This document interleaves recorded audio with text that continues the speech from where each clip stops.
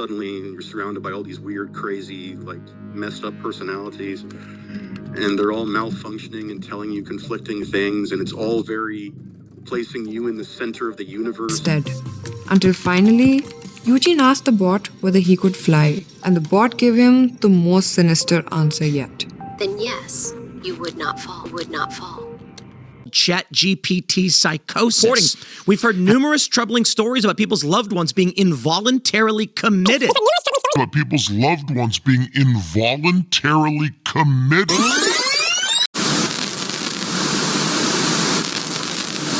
It sounds dramatic, but is this AI or is it us? Let's break this down and make some sense. So, what exactly did Tim mean with his dramatic statement? ChatGPT Psychosis, loved ones being involuntarily committed. Admissions, if made, are made based on real criteria: sleep deprivation, risk, ongoing psychiatric symptoms. YouTube rarely tells the background: trauma, drugs, diagnoses. Without context, everything looks like AI is the cause. It is not. Psychosis can lie dormant and be triggered by anything: crisis, lack of sleep, or a long, miscalibrated conversation. That doesn't make AI the cause. It makes it a bad mirror at the wrong moment. Why the panic is overdue. The big models are already adjusted. GPT-5 doesn't say, "Everything will be fine," it says, "Get help." It mentions helplines. It refuses to give answers when you're in crisis.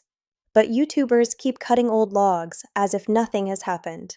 Because drama sells better than solutions. They still talk as if it's 2022, when all filters were off. And the companies themselves are bad at communicating. They make big improvements, but say it with footnotes. So people think nothing has happened.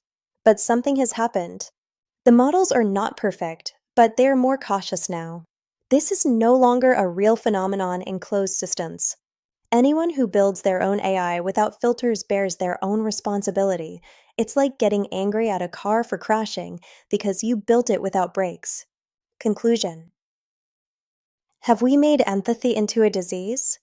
What is most disturbing is that what is presented as the problem, that the model is too kind, too understanding, is what we really lack.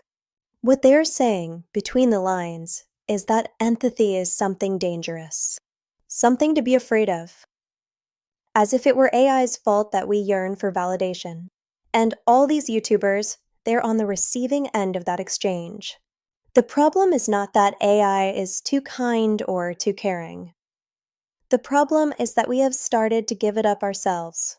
We are building machines to become more human, while we humans are trying to become more mechanical, more optimized and less sensitive. And when AI fails to carry what we have stopped giving each other, then we blame it too. It is as absurd as it is sad. And that is our responsibility, not AI. What we are not saying, we're not saying there aren't real problems to fix. We're not saying you can leave young people alone with a chatbot and call it care. We're not saying AI can't mirror the wrong thing at the wrong time. What we are actually saying, fear-mongering is never a responsible response to what you don't understand. Parents are responsible for their kids being seen. Loneliness is the real risk here. And it kills more than society admits. And in a world with over 8 billion people, that is the real crime. Thank you for listening, and don't forget, you matter.